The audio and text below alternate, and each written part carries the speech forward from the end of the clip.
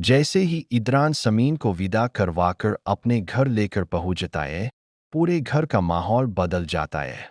नई दुल्हन को देखते ही इद्रान की बहन शला का गुस्सा सातवें आसमान पर पहुंच जाता है। वह गफूर साहब से नाराज होकर कहती है, डैड, क्या आपने अपनी बहू को बताया भी है कि इद्रान की एक बहन भी है? शादी में तो मुझे सिर्फ मेहमान की तरह बुलाया गया था।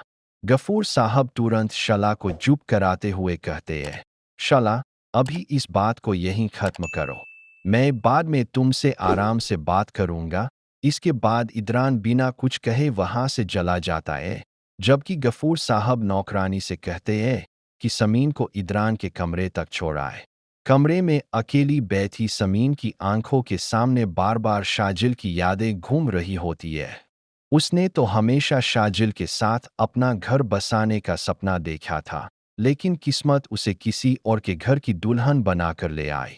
यह सोचते ही उसकी आंखें नम हो जाती है। तभी इद्रान कमरे में आता है और शांत लेकिन सख्त लहजे में कहता है, आपको किसी गलतफहमी में रहने की जरूरत नहीं है। मुझे दूसरी पत्नी नहीं चाहिए थी। मुझे सिर्फ अपनी बेटी इरहा के लिए एक मां की जरूरत थी। इस घर में आपकी पहचान सिर्फ इरहा की मां के रूप में होगी, मेरी पत्नी के रूप में नहीं। उतना कहकर वह नौकरानी को बुलाता है और समीन को